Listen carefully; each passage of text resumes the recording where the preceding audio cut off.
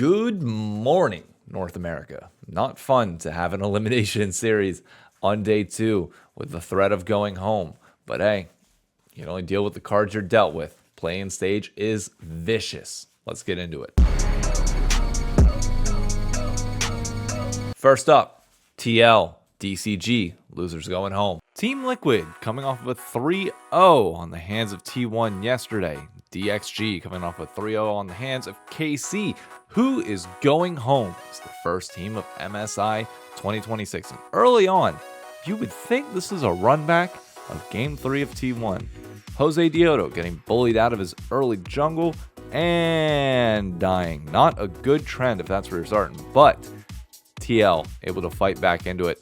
Jose Dioto hitting a smite early in this one, winning the 50-50 for those of you that need an explanation, because there was some contention in the comments yesterday. A 50-50 smite fight is any time that both junglers are around the objective and it is within smite range. So it truly is just whoever can press their button at the right moment. But that worked out. Quid getting into the mid game, 25 minutes in, it's a little past the mid game, but getting active, getting the double, getting the triple kill, and securing TL a pretty solid lead in game 1. One final fight to close it out. This one was back and forth for the most part, but there was never a point after those early first 10 minutes that TL never had control. So one final fight. Ornn doing some damage. Jose Dioto getting in the back line, causing some havoc. Meanwhile, Yawn cleaning up the kills on the Varus. An early struggle for him, but he brought it back at the end. As long as you're able to clean it up, that's all that matters. There you go. Clutch ult. Nice. Love to see it. On bot side, game 2. Once again, going against the Nautilus and the Camille. Sorry, Coco's trying to squeak its way. Sorry, Senna Nautilus. And the one thing you need to do against this particular combo is you need to shut them down early before they're able to get into the game. And that is exactly what Jose Dioto's Pantheon was set out to do in this particular matchup. Also, Twisted Fate top for Morgan and Quid on his patented Rise in the mid lane. So comfort all around for the most part. And it showed, because early on we were able to take advantage of the Senna Nautilus lane. Jose Dioto unfortunately dying here, but still 2 kills going our way, which overall pretty favorable. You can't complain. Using the TF ult and the Pantheon ult, globals around the map to get a little bit of a lead and continue to push it. But my star of this particular game was actually Core JJ on his rel.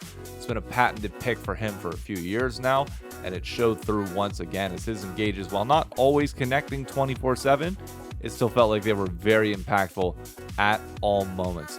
Bigger team fight. 31 minutes into the game. Sole point for DCG, so can't afford to lose this one here as TL. And it gets a little ugly at first, but then, oh, look at the rel engage. Look at the Pantheon cleanup. Look at the Rise that died, but still did damage. Clean fight for TL. An ace sending it down. That's game 2. Game 3. Bot lane struggles early on, continuing a little bit longer. The Camille showing up pretty well today in both series. We'll talk about KC versus T1 a little bit later, but Yawn immediately after that first death, bouncing back, getting ahead a little bit.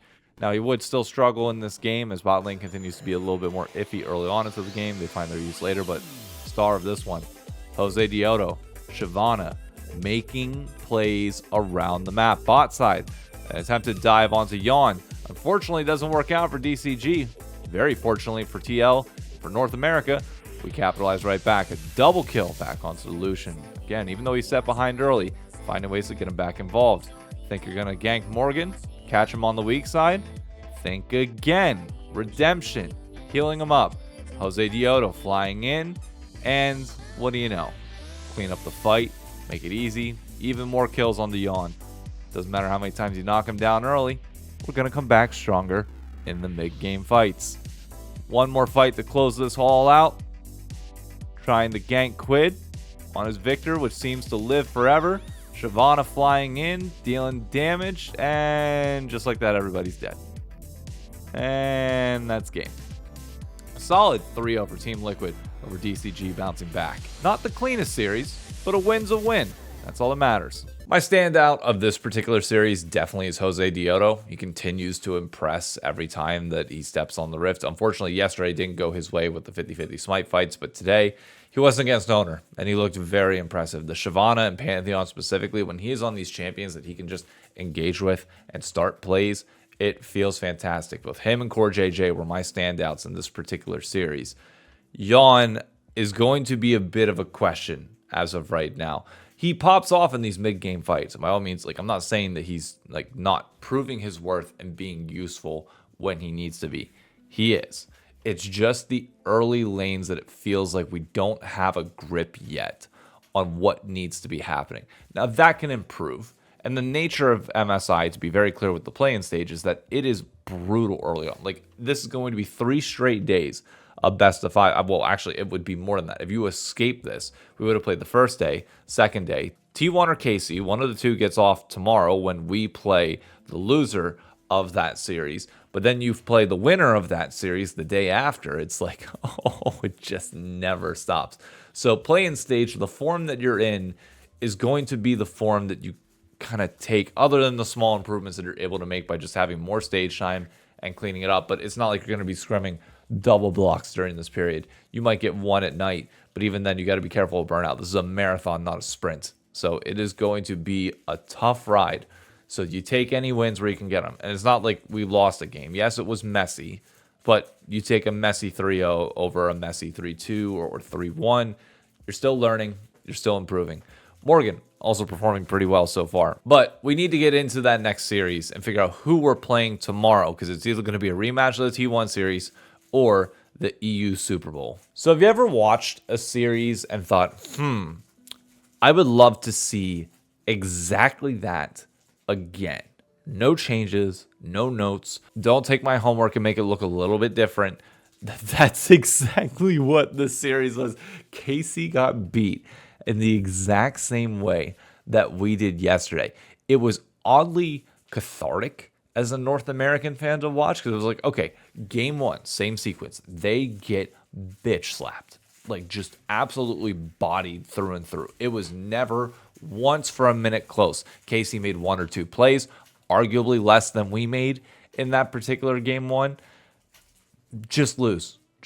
Roll over, die, whatever. Go into game 2. Can you make the improvements? The answer is yes. KC gets a lead, similar to us. You are in a position to be able to close this out. And despite Busio having a fantastic series, he did get caught out once or twice, which led to the snowball, which led to T1 taking Barons, to them getting back into the game. And that was it. Like, it doesn't matter how many times you catch out Faker on the side lanes. You're not able to do as much with those catch outs as T1 is whenever they find you right in front of Baron. So KC throws a pretty substantial lead in game 2. And then game 3 is just a bot lane pay show. Again, like quite literally, bar for bar, the exact same series. So now, going into tomorrow, which is going to be the most hyped matchup that you could possibly ask for in the play-in stage, KC versus Team Liquid Alienware. Loser goes home. America versus Europe. Pride Online. Who cares that we have to feed one of these two teams of the T1 the day after? All that matters right now is winning the series. And all eyes have to go on the bot lane, because Kalist is not playing well right now. Well, he's not a rookie anymore. The young phenom out of France, not showing up at the moment. If Busio is playing well, other than the moments where he has gotten caught out a little bit, Kalist is just like making mistakes. And you compare that to Yawn, who is struggling in some of these early lanes. It's like, okay, which one of these bot lanes can hold on? Now, I say that, but obviously it's not like it's mattered fully in some of these series where the bot lanes have fell behind, even though it's been 3-0s on behalf of T1, then 3-0s. The other side in terms of winning, I'm not saying anything negative in that sense. It's just you expect Yike and Jose Dioto to show up. The smite-offs between them are going to be fantastic to watch. I think the team fights between these two are going to be great. Quid versus Kehu should be very close. Quid coming back into form. Again, always sometimes has those stinker series, which I'm a little bit worried about in this particular one, because the pressure is going to be at its highest, and we need to see Quid step up in those high-pressure moments. But I would put the two on a very similar level. And then Morgan versus Kana is just, I mean, both of them are playing well. So to me, even though you can make the argument that it's going to be a battle of which of the two sides that are playing well, top, mid, jungle, for TL or KC, I think it's going to be whoever can make sure that their bot lane is not the one that gets picked on, which feeds kills early to jungle, or mid is going to be the reason why you end up winning this series. I'm hoping for a 5-game banger. I just want this to be so much fun all the way through. Will it be? I don't know. It's been all 3-0s this tournament so far, which is, I think, a sign of what we've talked about before coming into this tournament, where the power levels of the teams in play-ins are not true to what they should be at all. T1 is clearly way above. DCG was clearly way below. May they rest in peace for this tournament. And then you have these two teams right in the middle. So this is what I would expect the level of play-ins to actually be with this series. Is the one good one that we should see as a result of this, which hopefully goes the distance. I say that even as a TL fan that wants us to win, and I have a high degree of confidence that we will win, given some of our playmaking. Like, if you use the transitive property of T1 of who looked better against them versus the other, even though it was the same, I like the way we punch back just a little bit more. And I think that's going to come in handy in a KC series where they can throw things. You need to be willing to punch back anytime that they throw some pretty hefty swings at you. So I feel good about our chances going into this series.